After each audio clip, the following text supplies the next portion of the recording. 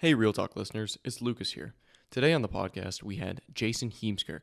Jason has been involved with education for about 20 years now, both as a teacher and a principal and a coordinator at the Canadian Reformed School League, and now finally in his current position as principal at Guido Brès Christian High School here in Hamilton.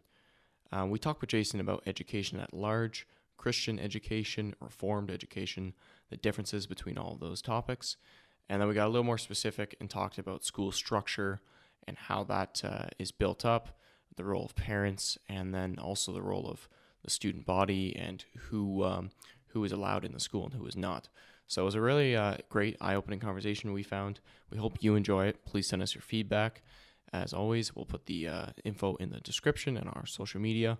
So without further ado, here is Jason Heemskerk.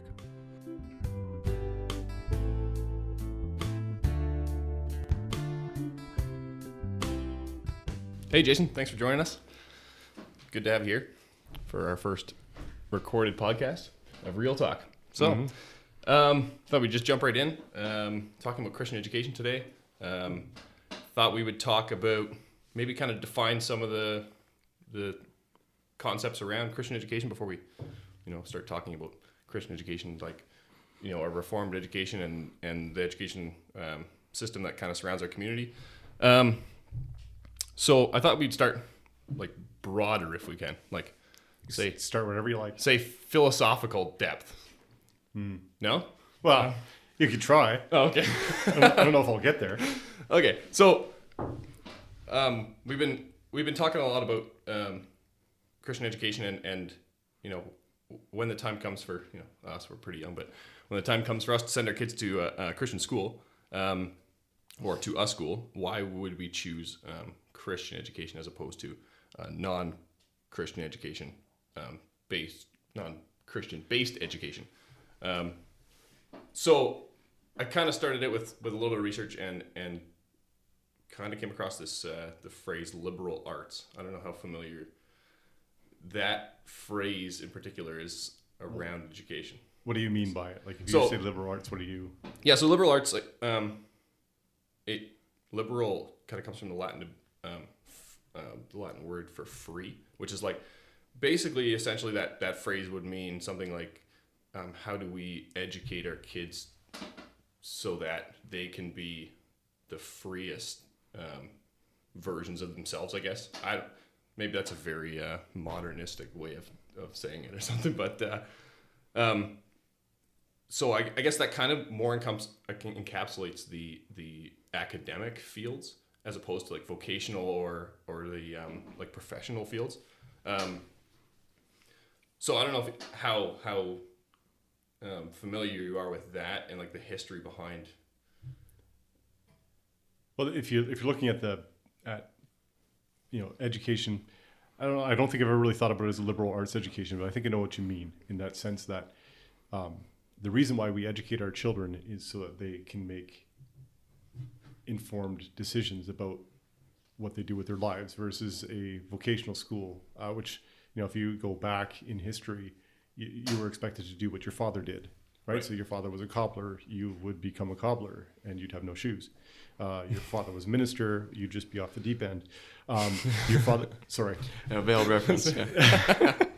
No, your father was a teacher, you become a teacher, and kind of that's the way it went. But then as time went on with the Industrial Revolution and there were less opportunities, I think, in some ways on the farms and in the vocations because there were fewer vocations. So people looked at education and said, okay, in order for our children to flourish, they need to learn certain things. They need to be a certain place. They need to pick up as much as they can.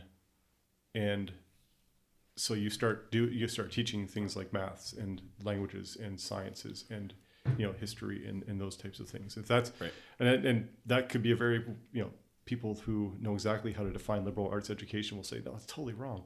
That's okay. That's how we need to come to some sort of consensus here. I think what we're talking about. I think that kind of satisfies it. Like it's more like the academic fields, biology, sociology, philosophy. It kind of encapsulates all those things, but that aren't, say, directly related to a role at a business or some kind of vocation, I guess. So yeah. I think So that kind of idea is something that I don't think we always think about. Like that's what we're doing for our kids is giving them a really wide depth of knowledge that's not specifically targeted. Right. Whereas what you said, like if you were a farmer, you would teach a kid to farm. You wouldn't teach a kid math about the farming. You would teach him.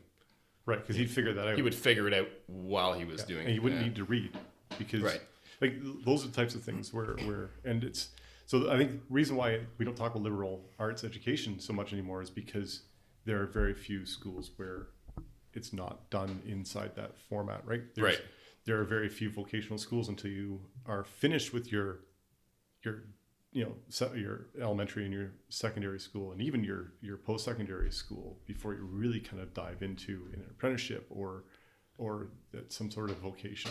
Right. Yeah. So I think it's just so entrenched in our Western society that's kind of where it came from historically that we just don't even think about it. No. But yeah, now that I was thinking about it, I thought, well, that's kind of interesting that we're not actually just teaching our kids to go out and make money doing something. We're teaching them to be really good versions of themselves and in all sorts of different avenues. Maybe that's why it's so hard to find something to do once you get out of there. But well, maybe that's a whole other discussion. So don't study history. Yeah. That's your background. Yeah. Well, I know it's very valuable, and you turn it to you. So. Yeah, like I said, don't study history. Going through it, I knew that there was nothing practical I could do with it, and then I finished it and realized there's practically nothing I can do with it. And so here I am today, having used it very well. Just a wealth of knowledge, though. Yeah, right. So, yeah, right. So, I guess let's get from just the education that the understanding of what education is, and then let's kind of apply like a Christian. What does it mean to be Christian? So I kind of came across. I don't know if you would know his name. I think it was, shucks. He had a crazy name. Let me just look it up because it's amazing. He basically said, Rush Dooney, that was his name. I don't know if you're familiar with him. No. He's some old guy who, I think he was out of New York somewhere, but he is kind of a philosopher that worked around the idea of education and what education was all about. And I think he kind of spearheaded the, say modern style of homeschooling. So regardless, he said that all education is religious.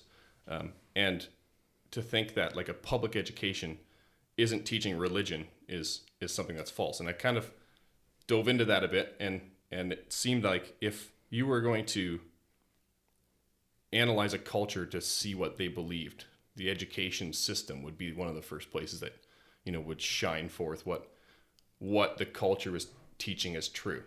And so if we start there, I think we get to a point where we really see the value of Christian education as opposed to taking a secular curriculum in an educational format and then applying, he said, sprinkling holy water on it. So applying a Christian lens. So I don't know if you could speak to this idea of like, how do you get to applying Christianity into teaching your kids?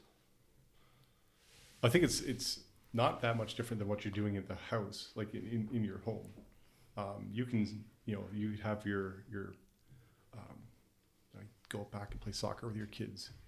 And, as a dad, especially as your kids get older, you come to the realization that they're faster, stronger. They can run a whole lot farther. And so instead of, either giving up or getting better, you just start hitting them a little harder, right? Oh, yeah, for sure. I still weigh him by 100 pounds, so he's not getting by me. So then what you do is you actually, you're teaching your kids that, strength, might is, and weight, you can start doing that. As long as you can start bending the rules of kindness and compassion and fair play. If you're going to, when you're feeling stressed or those little things, that's what some people would call like the hidden curriculum, the stuff that kind of happens in the background. And that's where the culture of a school, the culture of a home really comes into place. It's those things that you teach your kids without ever knowing that you're actually teaching it to them. And they probably wouldn't be able to tell you, Dad, you taught me this. Not until years later where they start to actually self-reflect why they do the things that they do. And they're like, oh yeah, I'm just like my dad. And that's, it's not a bad thing necessarily, but it's well, yeah. Like, I remember I love to remember the times where I win arguments with my father. They don't happen very often. But there was one time where I lost spectacularly. And it's something that's actually stuck with me for a long, long time. I wanted to do something. I can't remember what, go to a concert. I don't know, something I wanted to do. And my dad said, no, you're not going to do that. And he looked at me, he says, I said, no. I said, yeah, but Dad, you did it when you were a kid. And he looked at me, he goes, this is the proudest moment of my life. And already my antenna's going up. I'm like, oh man, what's going on here? I know I've just stumbled on something. He says, yeah. That's because he smiled, right? I'm so proud of you. I'm like, okay, why? He says, because you wanted to grow up to be just like me. Yeah, that's... And of course, when you're 18, the last thing you that is grow up to be just no like one wants my to hear dad. that. Yeah. So like, okay, I'm not going. So then you are your dad. Oh, that's right. So those are the types of things that those he didn't go out to teach me, anything really. It wasn't implicit. It was this conversation that was happening. It was on the fly. But it is one of those things that stuck with me from that moment to now. And I love to tell that story because it does, illustrate when we think about our kids and we think about the things that we let them do. And if we say, okay, well, this is what I did when I was a kid, so, they should be allowed to, or this is what I did when I was a kid, there's no way they're doing that. All those decisions have an impact on kind of the culture of the home and the upbringing and how the Lord leads them on their path of life and who they become as people. Right. So how does it, like, we talk about Christian education, but say you have a system where that's being taught. How much different in your mind is the say the subject of Bible or the teaching of Reformed religion or the teaching of what we believe, and say that's uniform and say that's a perfect view in the community. How different is that than just having education that's Christian, like what you're describing? Like it's subtle, but it's there. What kind of impact do both of them have? Like, well, I think if I understand what you're asking, and that's that whole idea of like putting like a Christian glaze on it. So we're going to do, math's the one everybody drives, everybody picks up all the time and says, how do you teach math Christianly? And so you have your math lesson about sine and cosine, and then at the end you say, oh yeah, and you should look up John 3 verse 13 because there's two prime numbers in there. Right? Yeah. You can say, well, I've referenced the Bible. It's now a Christian lesson. Of course, anybody that's thought seriously about educating their children, in the fear of the Lord knows that's not enough. Then it becomes hokey. It becomes right. But there are some real challenges in some of those subjects, where, how do you not strain it? How do you not make it hokey? How do you not make it and so you can teach it. We always talk about, someone talked about, chocolate chips cookie versus banana bread, right? That's not me. I can't remember who it was because I'm terrible with that, but someone made that reference. And it said, so what you're talking about with the glaze is like the chocolate chips. So you sprinkle it in there. So, but actually what we need to do as Reformed Christian teachers, or, Christian teachers anywhere, if you want to do it well, you have to make it like banana bread. You can't see the bananas. Right. Just bake it in. You just bake it in. And and so how do you do that as a teacher? You need to do that consciously. Yes, it is interesting. You can say, well, I am a Christian, therefore my Christian values will come out. And right.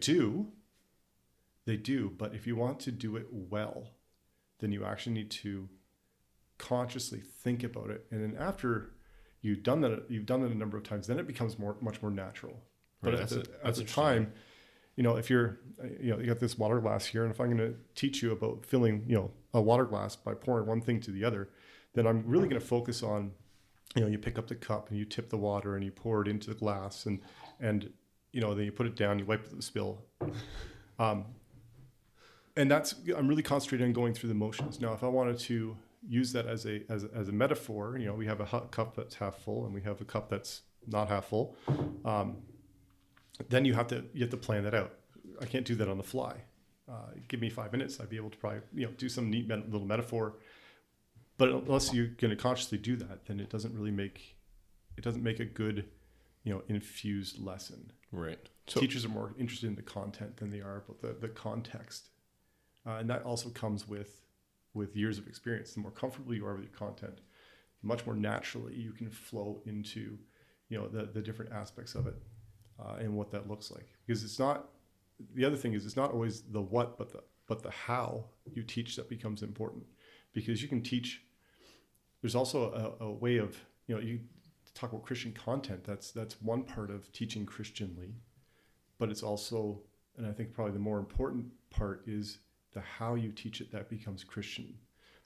Are you patient? Are you kind? Are you loving of the children you have in front of you and of your subject matter? Are you professional about it, right? Which means that you're selfless and you're skilled and you have this willingness to kind of give of yourself, right?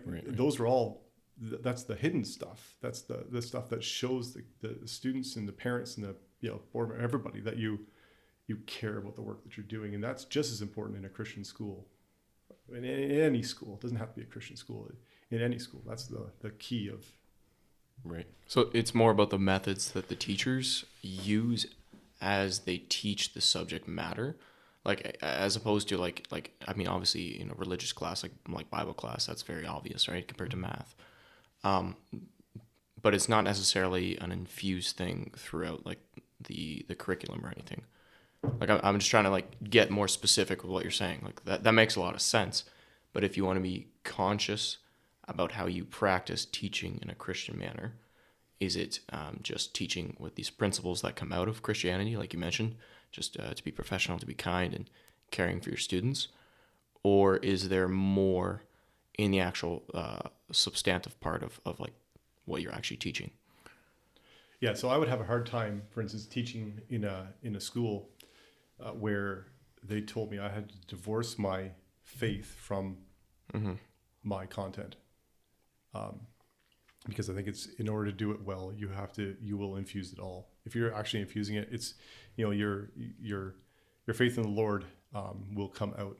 My biggest joy, I guess, was teaching church history, which is interesting, because I've in university I actually took a Reformation course at Brock University, so very secular, and it was fascinating to listen to the Reformation, like everything with Martin Luther and everything that was happening in the Germanic states, and he basically explained the whole Reformation through economics, because it was good economics to lose the church, and this is a new system set up, and it really does make a whole lot of sense. So the topic, and he was an excellent prof, like right on the money. He knew all his stuff. He could really convey it well. So in that sense, he really showed that he was an Anglican.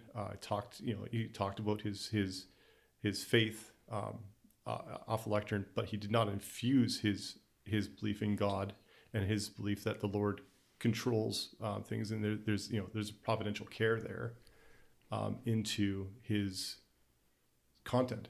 His content was all based off, basically it was all economics. He showed how if it wasn't for the economics of the time, the Reformation would never have taken off. Right. Whereas we would have looked at it and said, see how the Lord used the economics of the time to promote the cause of Reformation. Right, just a completely different way of looking at it. Yeah. So you think he was told not to say that, or do you think that it just... I don't think so. This guy would say anything. Like he's a tenured prof. That's the beautiful thing about tenured profs, especially the older ones. They have that freedom. They have that freedom, Yeah. right? They can say that. No, I think it never really occurred to him. Would he have thought of it as more of a neutral way of teaching? You said he was Anglican, right? Yeah. But I don't think so. I don't, because it wasn't neutral. It was explaining it all through economics. Like it was very Right. purposeful, and it was something that you'd have to ask him. Like I don't know. Yeah, what sure, his whole sure. But if purpose he could, was. if he Right. could flick a switch and then just teach the whole course differently, that's something like if we were to say, if you had a scenario where you brought him into our school and said, okay, now you have to teach this class that you took as from Christianly, yeah. Christian perspective. Yeah. If he's probably a good prof if he's tenured. So I mean, he could probably just switch it and just say, okay, now I'm going to teach it from this is how the Reformation.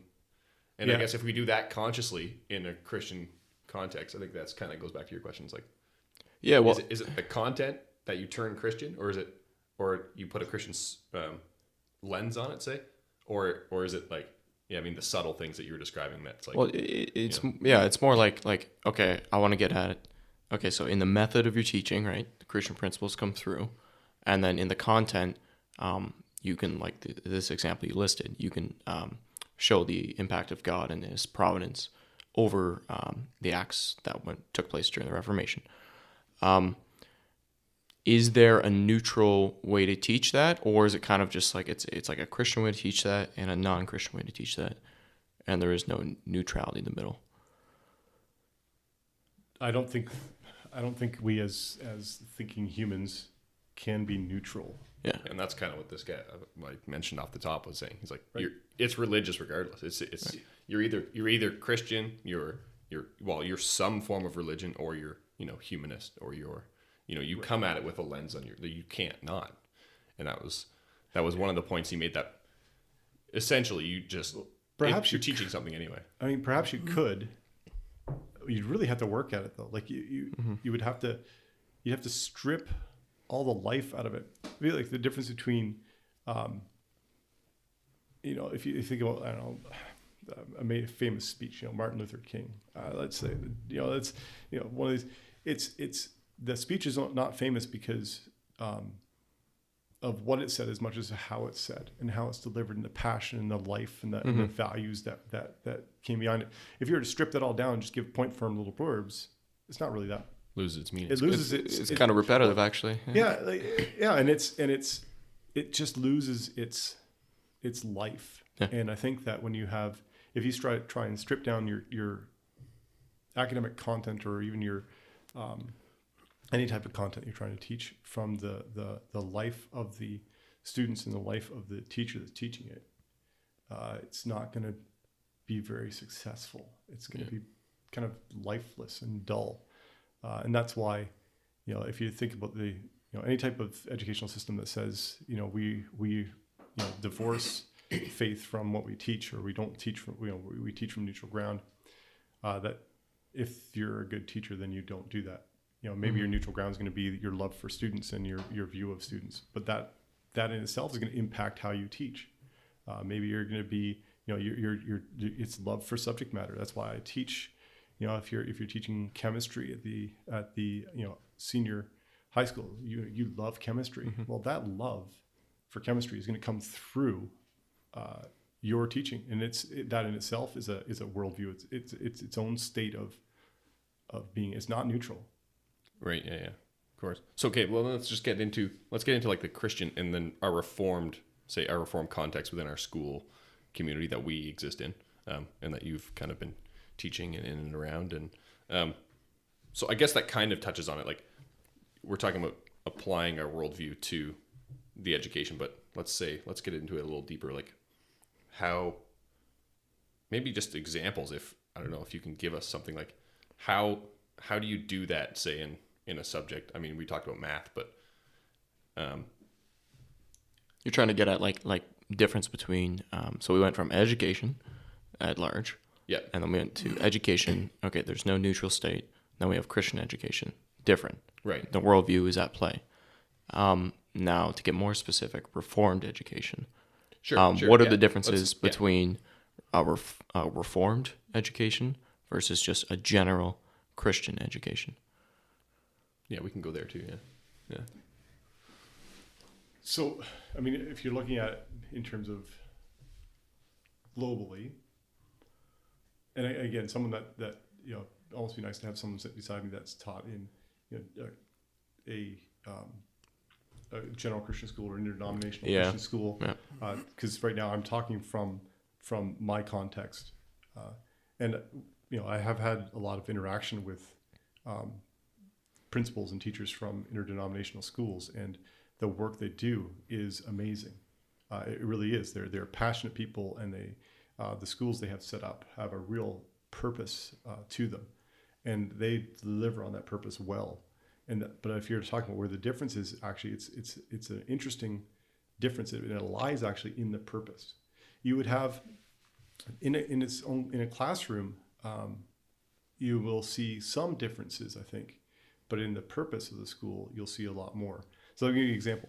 So if I'm looking at sending my kid to our local Christian school, my child will be inside that school, and the Lord will be upheld, and they'll teach Christian principles. But they do that because you are called to grow up to be a Christian, and so they're always looking at it in terms of you have to do this because if you love Christ, then this is how Christians act, and that's sweeping generalization. Okay, so I'm going to go I'll be fair, and I'll give a Reformed Christian education, at least in how we do it in the Canadian Reformed school. So maybe I'm going one level more specific than you are. Yeah, you're thinking. No, I think that's. But fair. if I look at it from the way our Canadian Reformed schools view the child, they're there because the Lord has called them. So at their baptism, right from the get-go, the Lord has said, "You are mine." And so when I'm talking with a child about how to be and how to why they need to work, they don't work that way because let me phrase that positively. They work because they are thankful for the promises and the gifts that the Lord has given them. They're not working for some future commitment they're going to make down the road, right? So they're not working to prove that they are Christian. They're working out of thankfulness for the fact that God has called them. And it seems subtle, but it's you talk about worldview. It's a major shift in even how you then work with students. Because I have a child who shows by his walk of life that the values that we uphold as Christian community are not very important to him. Then I will go and I will say, listen, you are the Lord has called you. You have a duty to respond to this promise that's been given you, and that's a very powerful argument, because it's not a choice that they make. It's not something that we hope that they respond to this Christian call, and we've sent them to the school to learn about this Christian call that they have. Rather, they were sent to the school because their parents felt that this was the place where the vows that they took at baptism have the greatest impact, right? They vowed to raise their child in the fear of the Lord to the best of their ability. And by choosing the school system that we have, they're saying this school system is part of the best of my ability. At least in the academic education of the child, I've chosen this school to be the best of my ability. And that in itself gives our schools this an impetus to do well, because it's not just we're not doing this because a successful school, the way I see it, is not growing membership, right? I don't think we're successful if we went from 400 students to 600 students. Man, we were successful in these 5 years. That's not success to us, because we're not looking to grow. We're looking to respond. And so for me, a successful school is one that responds to that promise that the parents made when their child was born, and we work with them hand in hand to be the best of their ability in the academic education that we provide in their school. It's not my school. It's not a board school. It's the parents' school. Mm-hmm. And that's why that's how our system is different. And so that means that's how it's different from Reformed Christian schools, and different from interdenominational school, and I'll have in Guido, we're fairly urban there, so I'll have, especially in August, people walking in all the time asking if they can, enroll their child there because they want their child to have a Christian education, and they're curious about it. And for a while there, I was a little bit embarrassed when that happened because I have to say no. Yeah.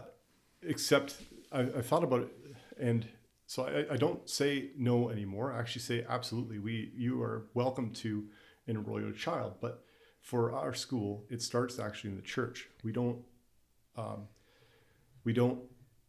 have anybody enrolled here that doesn't actually belong to our church. So one of the first things you should do is go visit the church next door, Cornerstone, and be there on a Sunday. See if this is the place where you're going to feel comfortable. If this is the community that you're going to feel comfortable in, because our schools are set up to support these communities. So if not, there's an excellent Christian high school down the road that's probably a really good fit for you, right? And I point them toward the interdenominational school because that's what they do. Right. We do Reformed Christian education, this covenantal model where parents are in the driving seat, and we respond to the parents' promises for their children. And the interdenominational school works with providing a Christian message in a Christian environment for people of multiple denominations. That's not what we do. Right. So how do you think that, I hate the word evolved, but how do you think that evolved in our community? Because we obviously, it'd be hard for anybody, I think, to articulate it that well, and it's still hard for me to wrap my head completely around the subtle, nuanced differences, but although it's really a viewpoint difference. But if you, I don't know if you could touch on how did we get to a point where we said this is about our baptismal obligation, and then how did other people decide let's teach every kid who wants a Christian education in a way that is, say, under the blanket of even reformed, but Christian. Yeah. So again, we need the other guy sitting beside me. We actually now need two people because you have to have. You need a bigger room. You need a bigger room because you need the person that really is the can tell the story of the interdenominational schools. What we used to be OACS schools, now they're advanced schools, right? Which at least in Ontario, that's the bulk of the interdenominational schools that we work with, anyways, that we know, and their history is very much one where they started their schools, and it was never strictly denominational, but it was practically denominational. So they've always had this idea of anybody that's a Christian that wants to enroll in their schools is able to, but practically it was very much a Christian Reformed school. Right. And so as the Reformed Church changed, and the view on Christian education changed, and people moved to different areas, enrollment went down. So suddenly you have this decision you need to make. Do we shut our schools because they're not economically viable anymore? Or do we allow and actually promote other denominations to come in? And that's typically the road that they went down. And it was always part of their model. It was not something that they didn't turn their back on their model, just practically, right? And this is the way that it's been explained to me. So again, someone will listen to this and say, "Oh, they'll write in." Yeah. Yeah. And that's good because that means people are actually listening. And that's good. That's fantastic. That's what we want. Someone can tell the story much better. But I think that in fairness, that is exactly what happened. It's something that evolved over time. And I wouldn't say that they lost sight of what they were doing.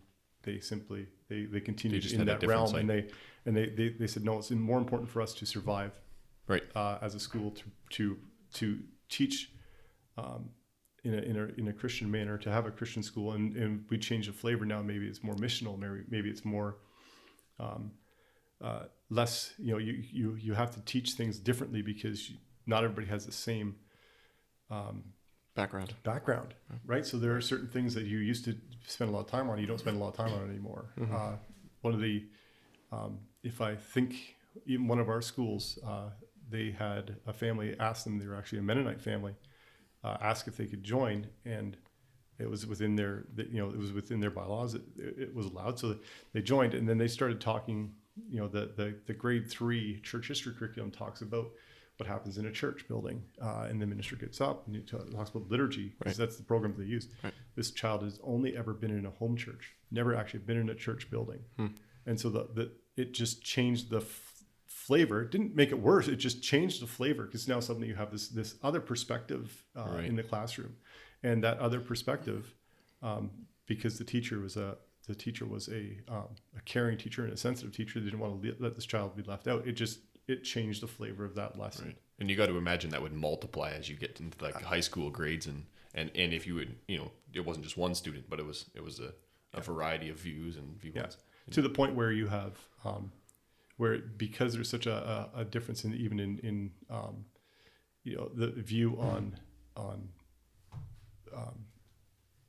I lost the word, on how we view marriage and how we view same-sex attraction, and how we view, because there's such a varied view of that inside the Christian community, and if you're open to all Christians, then schools have had to been very open and say, you know what, we don't condemn anyone, or they have to be very specific inside their policy and say, okay, this is what we teach, and if you send your children here, this is what we will. This is the worldview that we will promote, and if it doesn't work for you, well, then it doesn't work for you. I think from the fundamental level, I guess you end up with a lot more decisions, I guess, to make from year to year on those kind of issues than if you had to take a model like that. Whereas an issue will present itself, and you almost have to deal with it at like a constitutional level, as opposed to, we have, our constitution's, I would say, more set, maybe. Yeah, it's kind of interesting. If you look at even if you look at the membership of our schools and who's allowed to be a member, it's very restrictive in terms of, you have to be a member of the Canadian Reformed Church or one of our sister churches. So in this area, it's the URC, and in other areas, it's different, perhaps. But we ask, are you a member? But what's interesting, we don't ask, are you a member of good standing? Because that's the church's issue. Right. So what we're concerned about is the fact that you are a member of the Canadian Reformed Churches or URC church or sister church of some sort. And that's as involved as we get. But it also means that decisions like, how to teach about lifestyle issues is also not up to us. We follow the churches. And that's our role. So we are there because we're there as support for the parents who belong to a church. The school is on the bottom there. Like we don't, I suppose perhaps we do in some ways, but our purpose is not to lead. Our purpose is not to direct. Right. Our purpose is it's an institution for the use, not. That's right. We are there to support, to serve. Right. As in one area. Why do we sing Psalms generally from the Book of Praise inside our elementary schools, right? Why is our memory work based on the Book of Praise? Well, it's because our schools are there to support the Canadian Reformed churches. Right. And historically that's been what's there. Now, are there pressures?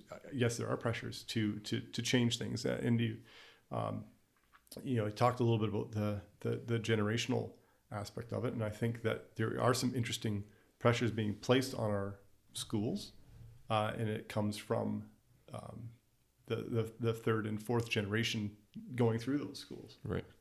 Yeah, maybe we'll. Yeah, we could talk about that too. I mean, that's somewhere we could talk about that for an hour. We could definitely go into that. Well, yeah. So basically, I just want to clarify. So that was an awesome explanation. So it kind of comes down to, all right, when we're talking about Christian versus Reformed education, these interdenominational schools, you have parental involvement in both, but the parental involvement in the Reformed schools is parental involvement with the goal in mind that these kids are born into the covenant, and we would like them to respond to the promises that God has given them. Whereas interdenominationally, I guess you're just hoping I want my child to have a Christian education, to be brought up in the faith and learning about these things from a faith perspective, as opposed to a different worldview, like we talked about before, right? There's nothing neutral. Yeah. So I guess would that be a fair summary of what you just said there? Yeah, you're amazing. You're so short. I took like 10 minutes. Yeah, well, it's a complicated topic. So yeah, but you didn't get to listen to yourself say it all and then kind of formulate it all. Yeah, exactly. So, yeah, okay. So you mentioned those pressures to open coming from, like third, fourth generation. And yeah, you talked about how you used to say no, now you say yes, but go talk to the church first. Yeah, I guess those pressures to open. Do you have any thoughts on kind of why that's coming up? Do you think it's more of a cultural thing? What do you think? Because I'm assuming you've had lots of people maybe talk to you about this, given your position as the principal there. What's your view on that? Why do you think people are bringing that up? And is that more like a generational thing where, say, people our age, kids of, what would you call it, second generation? Are you second generation? Third generation? So my dad, do they view the education different? Yeah, so if you're looking at in terms of leaders in the schools, so my grandfather was the kind of in that institutional era, right? So my call dad it first So my dad would be second, yeah. I would be third, right? And then so my kids, and my oldest is 22, so not that far away from where you guys are. You're the fourth generation of leaders coming in, right? And so again, it's a little bit about culture, and the Canadian Reformed culture in education. Growing up, it's, you get your first paycheck, and I think it's still pretty common practice that you take, a portion is set aside for the church, a portion is set aside for the school, a portion is set aside for education, and then you might have like 3 cents left to spend on yourself. But you first, the church, and then the school, and then everything else, kind of including your groceries, falls behind, and that's as we become more affluent.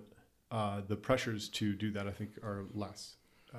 And it sounds kind of funny. The more money you have, the less likely you are to actually, strictly set those things aside, because you figure, well, there'll be money for that later on when I get there, because this never-ending flow. Whereas, if I think about my grandfather, they're in that generation, the stories I hear from that generation about the things that they did to make sure the schools were able to happen. Immensely sacrificial, I guess. Although I don't like I guess it's sacrificial is a good way to say it, but I think it's a sacrifice of thankfulness, right? Rather than a sacrifice of, oh, man, I don't want to do this, but right. But I sorry, think kids, no milk today. But I think that's all sacrifices really should be. Right. If you're sacrificing up for the future, you're devoting this income for something that you feel is very, very important to you. Right. That's what they're doing. So it's in a sense, it's kind of like saving for that car that you have always wanted. And you're going to do this, and you're not going to do that. And you're not going to do that because I'm saving for my mortgage, or I'm saving for my car. Well, that was the view they had in terms of school. Sorry, we're not going to do this because the school comes first, and that they need this. And that's, as we become more affluent, that need changes. And so the priorities change. And that's I think just normal. It's normal human behavior. And how do you know that? Well, we're not that different from Israel, the Old Testament. And I love the Old Testament is a wonderful place to look at how do cultures and how do people shift. So if you think about even the Exodus, and you have this kind of first generation that left Egypt, well, they didn't even get a generation down before, they forgot about all the hardships, and they said, no, Lord, like, we don't want to be here. Mm-hmm. We want to give all this, the promised land. We used to get free fish in Egypt. Like a couple of melons. Come on, man. And now we get this manna. This manna is gross. This stuff that falls off out of the sky, and we just pick it up. But no, we'd rather have, and that, I look at that and I think that's me. Like that's who I am. That's how I respond to the gifts that I get used to. That's right. Yeah, that's amazing. Because they were actually also in Egypt for 400 years, which is what, like, it's got to be 6, 7 generations. Yeah, it's 8. Like, so it's like so entrenched, that slavery, and then they come out and it's less than 1. So it's like just unbelievable transformation in their thought, right? Going from thankfulness to nah. Yeah, and then the same thing happens, once they're in the promised land. So that generation, they used to be slaves, they all die, and their kids come in, and then they have these wonderful sweeping victories, and then I don't think they get one Sabbath year in, And before they're chasing after the idols, and they're being like all the nations around them. And that's, I think, again, if we look at who we are as Christian people, we're so nervous about standing alone. In so many ways, in so many things, we don't want to stand alone, and our schools do stand alone. I'm not sure there's any system in North America that's quite like ours anymore. It used to be much more because of but the way things have transformed, there's no system like ours anymore. Right. And so parents are looking at that, and they're also seeing really good things happening in other schools, and they're wondering, well, why can't we have that? And I think that's an excellent question, like really, really good question. But the other thing that gets lost in some of those stories is the purpose of the school, and that is to be to help to assist parents in training up their children in the fear of the Lord. Yeah. And I think that's something that's lost with our generation, I guess. Like, I mean, we don't have kids. Well, I have a kid, but not in a school yet. And I haven't, from an academic perspective, I have not had to think about that as much as, say my parents had to. And so I guess we're kind of in danger of losing that view where I might have an opinion like, well, yeah, look at that other school, look at the, say the course selection, or look at the, look who they hired and look how amazing their curriculums are and things like that. I guess we're in danger of doing that and not looking to the, the first principles of why we're, going to pick the school that we pick. Yeah, but that could just be a size thing too, right? Over time, like we get larger. There's more people moving out. At least in this specific context, more people moving out to the Dunville way, that sort of thing, right? So we're becoming more spread out. Not that we weren't super spread out before, but I think it's increasing. So I think that's part of it too, for sure. Yeah, right. And it could get better, but I guess you don't want to be thinking, let's decide about this education based on things like that. Right. We don't want to go back to like the beginning of this whole discussion was like, you got a worldview and where's that coming from? So, but in all fairness, I think that the challenge that's coming up from the fourth generation in terms of, when my grandfather wanted to educate my dad, although my dad actually went through just before John Calvin School in Smithville opened up, so he never went there, but he sent his other kids there because it was reformed, and that was the only thing that they really cared about. So it wasn't, will the kid come out of the school reading? We don't care, it's reformed. And that's a gross overstatement, and the old person's not going to like me. But that was the key thing with hiring teachers was, are they reformed? Right. The key. And I think that the younger generation is saying, are they skilled? Is my child going to come through and be prepared for a university or a vocation of some sort? And are they going to be able to read well? Are they going to be able to think well? Are they going to be able to listen for understanding, be open-minded, and those types of things? And that's where I think if you look at an interdenominational school that has to work with all these different understandings of Scripture and do it well, they're going to be actually quite skilled at listening for understanding, for being kind and generous when people's opinions differ on certain matters. Right. Whereas if you are coming at it from one denomination, then you're much more likely to be, this is the way, this is the only truth, and there's no way of bending it. It's like the difference between, if you have the Holtzlors and the Vanderwoods get together, they don't know each other very well, and so they're very careful in the conversation that they have. But if you have only the Holtzlors or only the Vanderwoods or only the Heemskerks, it's terrible. Then suddenly there's no holds barred, and you're not as kind as you would be. Right. And that also then has an impact on your school, the way your membership meetings run, and what people are willing to say to each other and how they react to each other, because familiarity breeds openness, but not kind of a harsh openness. Right. Like you're willing to say whatever you're Overly blunt. Yeah, because you'll understand what I'm saying. You know what I mean. You know what I mean. Yeah. Right. And that's what happens. And so but that does then, and that's my point. I look at the quality of conversation that can happen in a spot where you need to be open and you need to listen for understanding. And I think that is something that in our schools we also need to make sure that we are good at, because I think that's one of the things that our, especially younger generation of parents, are looking for. And so I look at it in a way to drive us forward to be better. But I also think that there's a real beauty to having a school where there's there's agreement on doctrine and life. Yep. And I think that what we need then to do in order to be the best of parents' ability for helping them with the academic portion of their child's life is to blend those two, right? To say that there is a truth, there is a doctrinally sound way of understanding the Lord and who He is in our lives, and that impacts everything that we do. And we need to make sure that we listen with understanding to other people, even inside our own community, to other people that have a different understanding of what church looks like, or what how to live their lives, and the brokenness in families that's coming more and more now.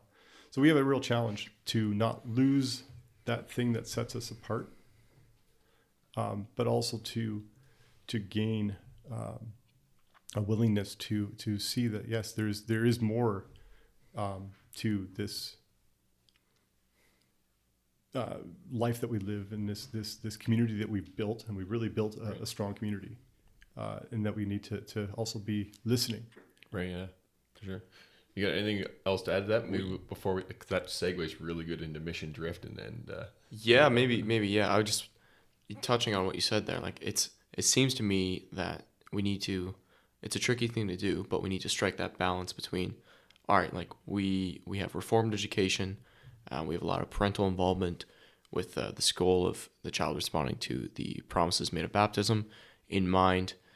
So on the one hand, it's a very good system in terms of it keeps it stays with its foundational goals, and it keeps like almost purity might be too strong a word, but like the system stays in place. It's good at making sure the system stays. But then adapting to change is where it has a tougher time. So there seems to be a push for a bit more change, like you said, getting those different options for the kids. And you mentioned this tie to like, oh, they have this program here or that program here. And then you also have the push to open it up to more people too. So it seems to be kind of two demands, maybe, I guess, like improve the education options, and then also and quality. Yeah. Quality goes along with that. Depth and breadth, I guess. Yeah, and then also try to expand it so we get more kids in, because people still think quite highly of the school at large, right? Otherwise, you wouldn't want kids to go there. So, yeah, to bridge that gap and to not drift from the mission, maybe you can go into that if you want. But that's a challenge for sure. Yeah, that brings up all sorts of questions. He just summarizes things so well. But it's that listening for understanding. Right? Yeah, right. Yeah, which is good. I don't always do that. No, me neither. I listen to respond. Yeah, that's it. Yeah. Well, it's like, can I talk now? Yeah. So, I was just thinking, do you have any idea where that came from? Just maybe like from an educational standpoint, like maybe not quite from like our culture, but I'm just thinking like the drive and the need for, say, like the highest education there is. Because I think there's kind of I feel like there's kind of a tendency to head back toward, say, some of those vocational roles, because those seem to be very undervalued in our society, and I think that a lot of people see that and they're interested in that, whereas opposed to like the academic fields seem to be getting. So when you're talking vocational, you're talking more like trades, right? That aspect of it, right? Or even. Yeah, and like not valuing those academic fields, like even just literacy. Like, why do I need to know how to do this? I don't need to know how to read. Like, yeah. or like there seems to be a tendency, maybe not that far. Maybe not that far, but like that seems to be like, why would I ever read? Like, right. This book? I've never read a book, but ever. Yeah. But if your dad's a farmer or if your dad's an electrician, and you're like, well, I can put wires together and I can make a living doing it, and I love it. It's like, why do I need to come and learn math when I know the math that I need to know, and that's it. So I'm just curious, like maybe that's too broad, but I don't know. Is there some kind of driving force behind that change in people's minds between, say, second and third generation and the fourth generation? Yeah, I think so. I mean, if you look at, again, so we're talking from our community, and I am, like I said, third generation in that community. So I'm only, I'm talking with as much authority as I have, which is none. That means we have less. Oh, crap, we're lower down the totem pole now. We're hosting this thing? Yeah, okay. Man. Right. Yeah, but you called me a subject expert, which... Yeah, see, like that. See, I told you you'd like that. Yeah, that's true. We got to pump the tires, you know? Yeah, which just gives me way too much pressure. Yeah. People will listen to it and go, no, wait till he's you not. hear the intro to this podcast. Yeah. Okay, so, but if I think about the history of the Canadian Reformed churches and the Canadian Reformed schools specifically, people are arriving here in the 50s, and what you have to understand, I think, is that only a certain type of people arrive. Like, you have to be a certain type of person to leave your home country and go to a world. Like, and it was some would say like crazy. The new world, right? So you have to have, I don't know, the sense of adventure. You got to be, a bit of stubbornness, or there's something I think unique to that group of people. Right. That moved to Canada from the Netherlands at that time. Right. And what happens then is you actually have a small cross section of society that have at least one thing in common, and that's that they crossed the pond. Right. Right. And they're poor. Right. And they're working hard. Right. They have this. And what was interesting was the first thing that they did after checking out the church communities around was they said, you know what, we don't fit here. We are going to start our own church, because there's some real differences between differences that we feel are important. And it's because the church split like 5 years before. Like it was fresh. Yep. For them. And then the second thing that they did was, well, if we have our own school, our own church, and then we send our children to the school down here that, has doctrinal issues that we don't agree with, why would we let the school undo what we're trying to do with our churches and with our homes? So right. That was the second thing that they did. Before, some of them were buying houses. That I don't think that's the order that we would like. Well, that's a super good point. Yeah, third, fourth generation. Fourth, we're just so privileged. And you mentioned the prosperity now that turns us into, say, some people who don't think. And you also said don't study history, but I think that's like the only thing we need to do. Yeah, like go and figure out what happened, because the way how we got here, and like the values that say, what are we calling first generation, second generation, like the values that they held, and the reasons why our schools are here. And even our churches are here now, you're saying, is different than what is something fundamental about it that, a fourth generation person just doesn't have to think about. That's such a fascinating point you brought up there, is that you take this very specific cross section of the population in Holland, in the Netherlands, and they come across, and they're very much, like they're risk takers, they're entrepreneurs, probably a good portion of them. They're willing to sacrifice a lot for their future, for their kids. And then you go over 3-4 generations where we are today. Now we've kind of just turned it back into, which is no fault of anybody's really. It's just we're part of the population here. So you miss that, like that, I want to say almost overachiever sort of like cross section that you started with. Like I would say we still are very much a can-do kind of community. That's part of the problem, was that they weren't well off, so they worked really hard, and now we're well off, so shouldn't have worked that hard. Yeah, that's part of it too. But it's even just like the psychology, so much prosperity, like the mindset of the people, right? Right. Like that's fascinating. Turns into complacency. It does, but it also means that as schools, and that's part of it too. So when you're setting up a church. You just need a roof over your head. Like, it doesn't matter what the benches are like. We'll make them ourselves. Yeah. Out of marine plywood. Yeah. Wonderfully comfortable those benches were for sleeping. But you have this we'll make do. we'll make do. And if we have to go, tell me a story about the Guido, where the hallways are short, the ceilings are very small, and that's because they saved money by doing one less course of bricks than they were, right? Because it's good enough. How high do you need it? We're only 6'4". Like, as long as it's 6'5". We're like 7 feet. We're like the tallest people ever.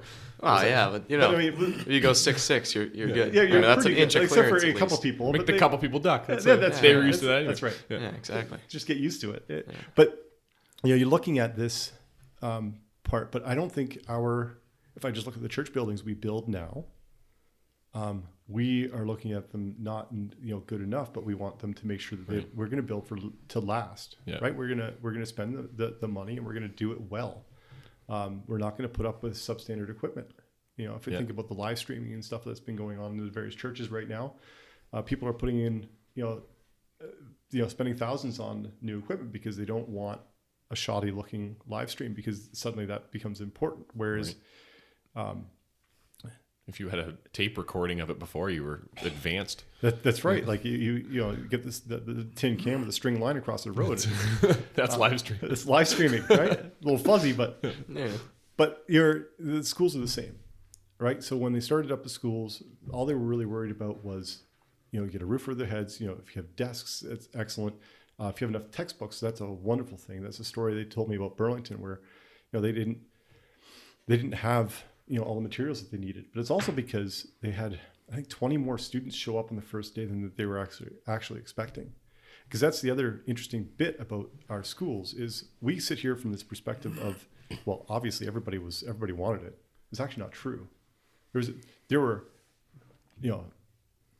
stubborn Dutchman fights over whether or not we're going to send our kids to school, because there were some families that were very happy in the local Christian school. They already, the kids had made friends. They had good relationships with their brothers and sisters in those different churches, and they didn't see the need. Whereas other people saw the need and they pushed for it. So there was actually, if you listen to the founders, there's some animosity. And if you read the minutes, they used to write down like everything.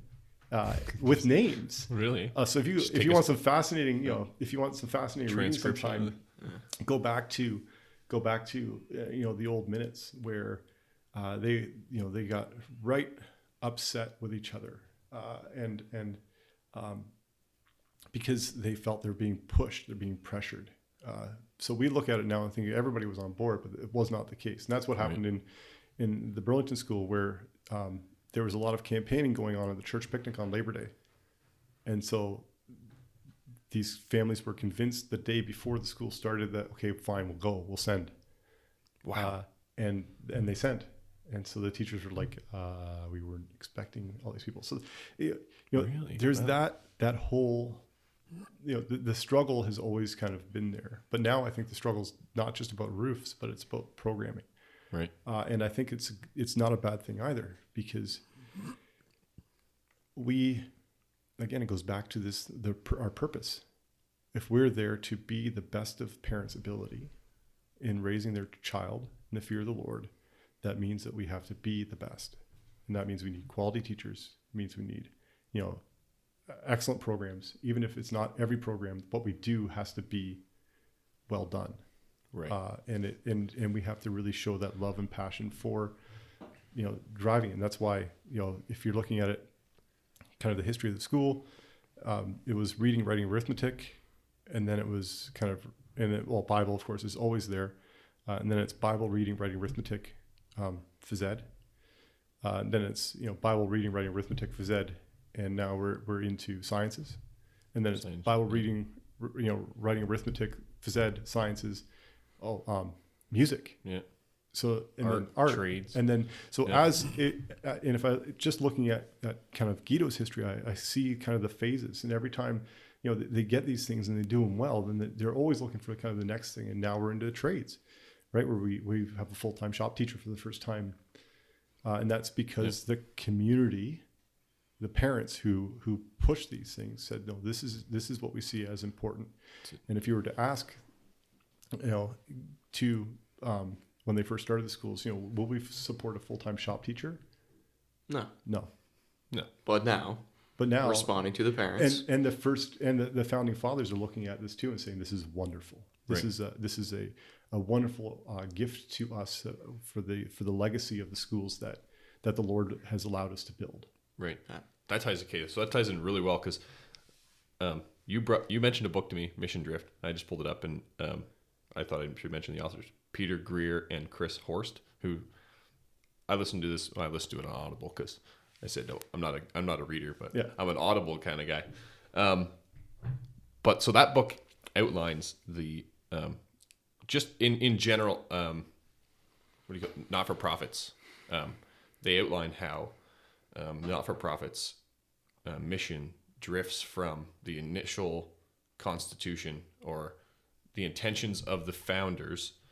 So say first generation in our context, drifts to kind of more conform to the cultural norms and cultural appetites, say, of the world. So I know we've had a brief discussion about it, but see, this kind of ties in well. So we're talking about the need for our community to have, say, shop and arts and music and add these programs because do you see that as being driven by the culture, and do you see as maybe just dive into that Mission Drift book in the context that you're living in as principal and yeah, so it's been a bit since I've read it, though it is definitely a worthwhile read, like in terms of any organization that's looking in transition, that's moving from one place to the other to figure out what your core values are, and then you can change everything else. But as soon as you change that core value, you're better off shutting down your company and saying we're done with this now. We're gonna move on. Right. So yeah, you said like the founders that say the first or second generation is looking back at what say Guido has in their course selection. They say that is amazing, great. That is kind of confirming or affirming that this is in line with what was intended. And then so I think that's a great thing to hear. If we were to say, so remembering that our schools are set up to serve the Canadian Reformed population. So initially they were set up to serve the Canadian Reformed population. So when the United Reformed churches kind of grew out of the Christian Reformed churches, already then there was some huge discussion about whether or not we allow the United Reformed children into our school, because our schools were set up for the Canadian Reformed community, right? So right there, the challenge was, do we let them in or do we not? And so people had to look at it and say, well, what is our core purpose? Is our core purpose to teach Canadian Reformed children, or is our core purpose to teach children of a Reformed background? So I've broadened that out. So you work on that, and you come to understand that no, in order for us not to change the things that we're doing, we can still teach children of a Reformed Christian background and not really change very much, with the exception of some Psalms that we have to do. But that it does poke at your core purpose. And then if you were to say, okay, so what about, so we can United Reformed people have been a real blessing to our schools and to our teaching groups, and really have a sense of love and passion for the schools inside those communities, and we're still able to teach with that Reformed covenantal view, right? Because their children, like our children, are baptized. Their parents have taken the same vow to raise their children in the fear of the Lord. It's an understanding that your life is a response to that promise, not a, I hope to get there one day point. And so we're able to continue along. Now, if you say, okay, well, what about opening it up to making it interdenominational? Well, that's where your core purpose, again, that's where you really start to push against that core purpose. And that's why I've come to tell people that ask if they can join. And I have no problem saying, absolutely, but we start with our church, because our core purpose here is to support the parents of the children inside this Reformed church community, be that Canadian Reformed or United Reformed, or there's some other Reformed churches. They're free Reformed. Some right. There's other Reformed churches that support us as well. So that allows us to maintain our focus on what we do, and that way also allows us to do it well. Is where we're not going to be everything to everyone, right? You want to have a focus on your purpose so that you can always drive by. Now, the other reason why it's kind of easy to say that is because there are excellent interdenominational schools out there that you can send people to, right? And you can say, you know, they do excellent work. They're you know, have no problems sending people from different denominations to those schools. But I also want then to make sure that I have the you know the wherewithal to work with the community so that we can be the best, so that we are the choice, right? And our community looks at that and says, you know what, the schools that we set up, that as parents we are leading, as parents we are working toward building and maintaining, are top-notch places where I have no problem sending my children, because I know they're going to come out I know they're going to come out of a system that supports what I teach them at home. Right. Yeah, because it starts with the church. It starts with the church and starts with the home. Like it's and all the school is an extension of church and home. Yeah. And we're subservient to both. Yep. That makes a lot of sense. It makes a lot of sense, because I think a lot of the push from our generation is a missional type push, right? Which is a good goal. Like, they want more kids to come to our school because we want to share Christ with them, and we think, look, this is a great way to do that. But if you take the view that you just espoused there, right? Like, it starts with the church, then bring them to church and start it there, and the process goes through that way, and that way it's not an exclusive process in terms of, it's very inclusive. Like, come to church, come with us, you know, learn about who we are, and if you want to join our school, like, our school is just, like you say, an extension of the church. So I mean, that makes a lot of sense to me now. Yeah, for sure. Yeah, I think the conviction in our community, you know, and what we've been talking about and describing is a good one. Do you find that, like, you're obviously on alert for, say, what they term as mission drift, which is just us following a culture? Do you think that it's more of a problem in, say, an interdenominational school that would occur? I guess it all depends on your administration, your community, but has that in general seem? I can't say, like, you, right? If you, but I know you mentioned, like, so just things like your view on homosexuality, your view on you know, all sorts of say what maybe some would say the smaller issues that maybe some people disagree on in the broader you say Christian context. I just have a feeling that it seems that would be, because of the increased number of views in a school like that and a community like that, drift just seems to be more.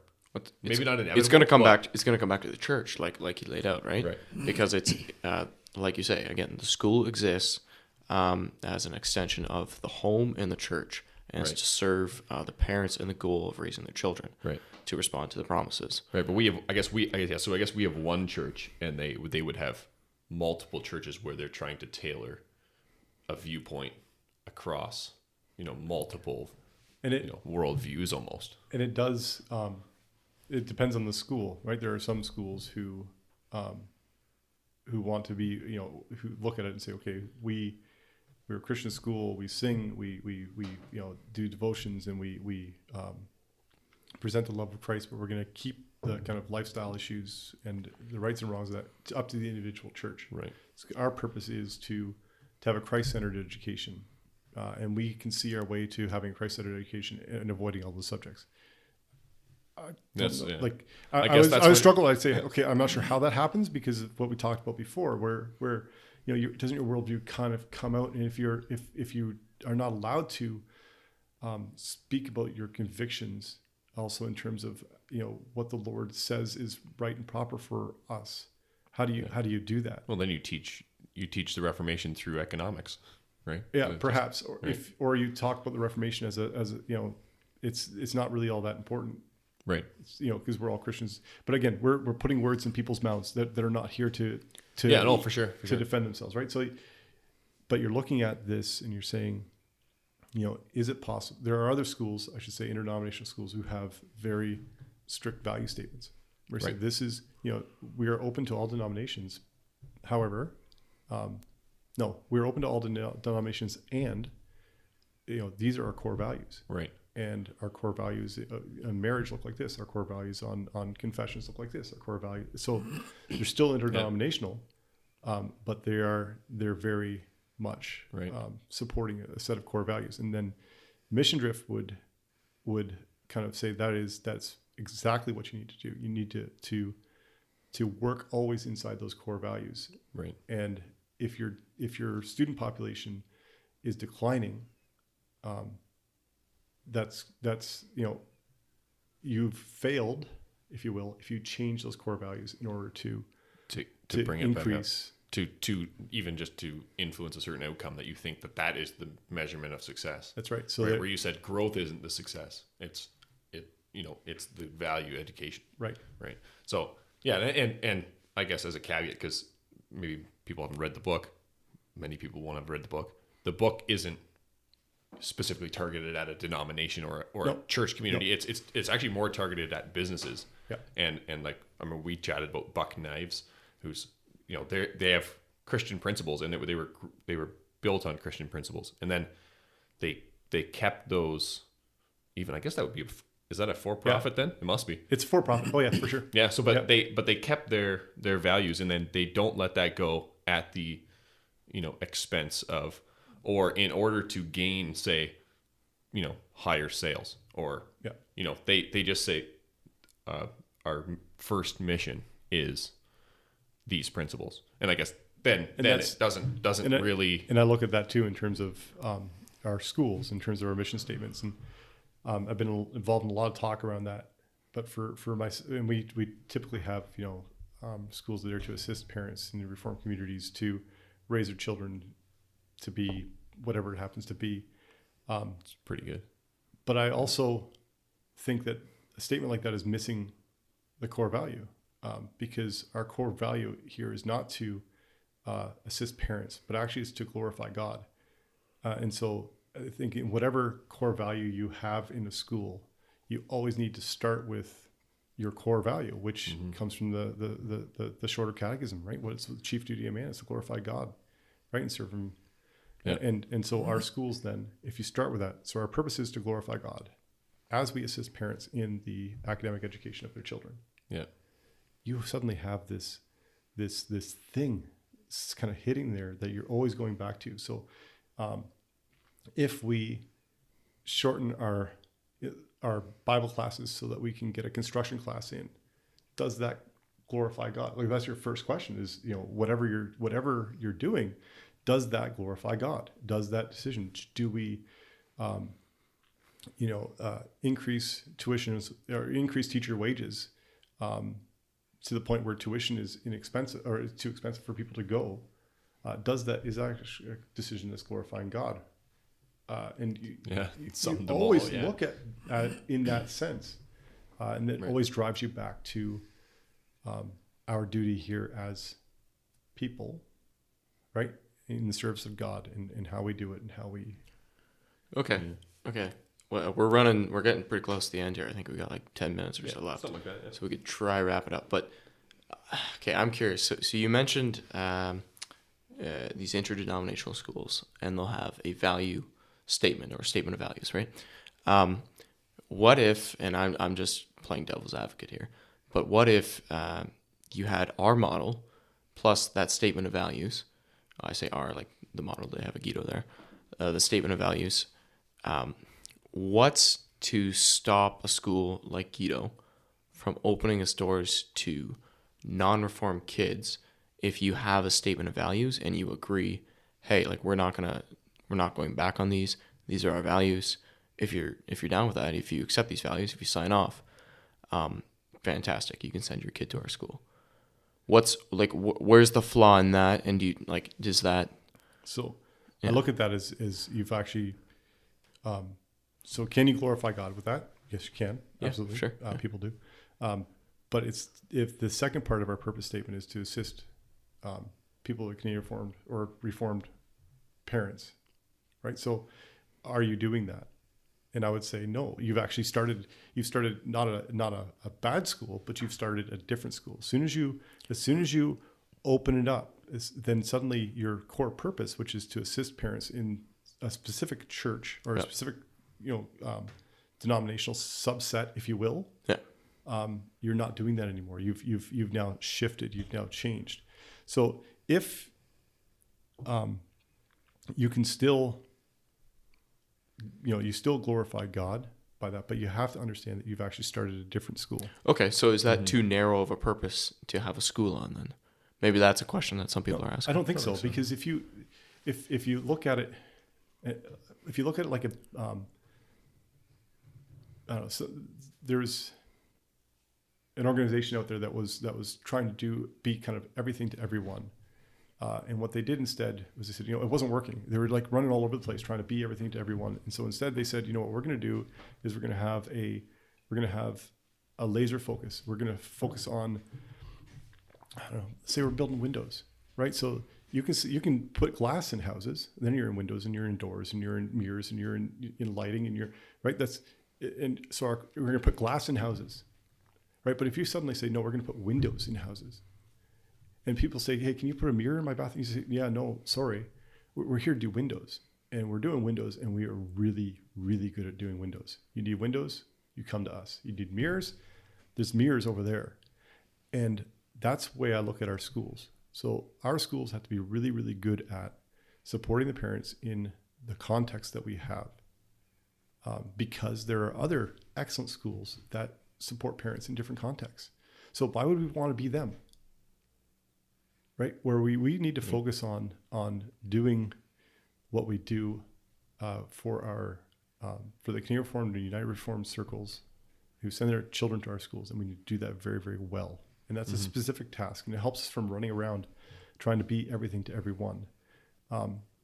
If we're in a community where there's no other options, right, where we're the only Christian school within an hour, I would have a much harder time denying other Christians into our school. But where there are so many other options, right? Good options, solid options, then there is no reason why we can't say, this is who we are. This is the community that we serve. And then, have a laser focus on serving that community to the best of our ability. Mm-hmm. I don't think there's I don't think there's a problem with changing your constitutional basis for having your school and all of your goals. Just doing that at the expense of a measurable output, say like having more kids join our school, or I don't know how you'd measure it, but being more missional or being more evangelistic in our approach. So if you have that as a goal and that drives back to changing the reason why your school is set up, I think, or any organization really, if a certain output is driving, why you started this thing, then I think that's just a red flag to say, hey, maybe we should look at why we started this school to begin with. And we've been talking about this whole time, to teach covenant children, and there's hundreds of things we've mentioned about that, but yeah, for sure. I think we're running real tight on time here. We're getting about that hour and a half mark, but yeah, for sure. Maybe to close it off, I guess this might be a good way to end it. We've done the gauntlet on education. I guess it kind of comes down to for parents, and I guess in this specific context with Guido and not in Southern Ontario here, to send their kid to a school like Guido, that specifically does Reformed education for the glory of God, to aid the parents. If they think, well, look, there's this interdenominational school, they have this charter of values, and I think they have more options for my kid, What reason do they have to send their kid to Guido other than a sense of maybe community loyalty? So, and again, I would have a really hard time saying to a parent, this is, you must. To me, it always goes back to the value you took when you presented your child, and that was to raise this child in the fear of the Lord to the best of your ability. And so parents will need to make their individual decisions about what that looks like. Right. And the challenge then comes for us as a school community is to be the best of that ability. And I think that we are, we're getting more and more successful as years go by. Also in our understanding and our building quality people and quality programming and those things. And I think that if parents will look at that and say, well, they have better, what becomes most important? Is it the better computers, or is it the fact that what's taught at that school will not undo what is taught in the home? Now, there's a real valuable critique that we have saying that, when I send my kids to Guido, when I send my kids to John Calvin, that already happens because we are a community we're a broken, sinful community. And there's, are there drugs in the school? Yes. Is there alcohol in the school? Yes. Is there premarital sex in the school? Yes. We know these things. And to deny that in any school, you're just either you got your head buried in the sand or, you're just lying to yourself. And so it comes down to, again, when these things happen, how are they dealt with? What's the focus? What is the focal point? How are children supported? If there are things happening inside the school where, you don't feel that the school is promoting what you promote at the home anymore, then you have a real big decision to make, right? And I think as parents, you need to make that decision, and you make that decision prayerfully. It's the same thing with homeschooling. If you, for myself, I think the only, other than the community, the Reformed community schools, day schools that we put together, the only better way to educate your child is homeschooling. Like it's something where you as parent, you are responding to this baptismal vow, and you're doing it because I want to do this. I'm taking this very seriously. So it's a wonderful opportunity for parents. I also don't want to promote it for very obvious reasons, but I think we really need to understand that the education of children is the responsibility of parents. Mm-hmm. It's not, education of children is not the responsibility of the school, right? We don't, we are a tool of the parents to educate, but the responsibility lies with the parents. And that's not something that is culturally prevalent because our government says, no, we, the government, will take care of your kids. Yeah. We, the government, will do this. And we tend to follow that because it's easier to give it to somebody else, right? But the beauty of our system is the fact that it is the parents who are the driving force. And if there are challenges with, and that's the thing. So let's say that my son is the dealer of marijuana at school. All right. What I love about that, well, nothing. But let's say funny sentence there. Yeah. What I do love about that. No, you don't have to cut that out. No. Because what I love about that is the fact that that anybody that calls me and says, "Hey, your son is dealing drugs at school," knows that where my sense of right and wrong is. Right? They know that if I'm a living member of the church, then I also agree with them that this is not right, and I'm going to work with them because this is not, because my son obviously has a problem, and so you have that kind of automatic built-in support network where we know each other and we know our background, we know at least where a semblance of common ground is inside our community, and that is the beautiful part of. When things go off the rails, it's something that we know that there is a common basis that we can talk to each other on. And that's something that is a strength in our school community. And also it's a challenge. Because we also know each other very well, right? And we get back to that knowing each Heemskerk. other Am too I well. surprised? Am I surprised that Heemskerk's dealing drugs? Right. Right. Yes, I am surprised. Very Yes. surprised. For the record. Yeah. Yeah. Yeah, Well, exactly. I mean, that's a great concluder. I think that, a focus on the parent aspect of it is it's probably a good way to wrap this thing up. And I think so, yeah. We I think we appreciate you coming in and talking to us, and Yeah, appreciate the I mean, opportunity.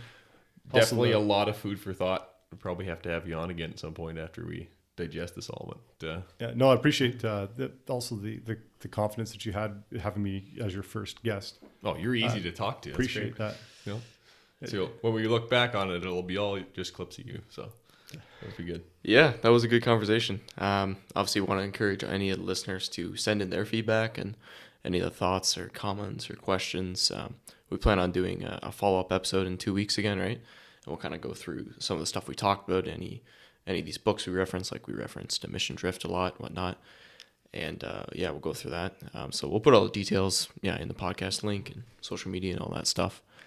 But Sure. I think that kind of takes care of it. That's pretty much it. So Thanks very much. Yeah, Thanks. thank you. thanks for tuning in, folks, and we'll catch you next time. Keep having good conversations.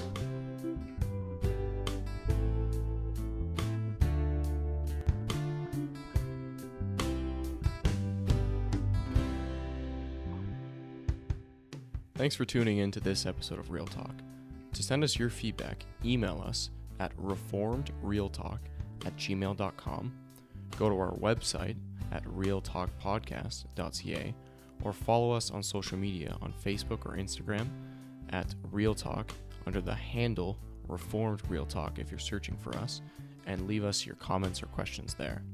We look forward to your feedback, as this is what helps us grow as a community and have real conversations.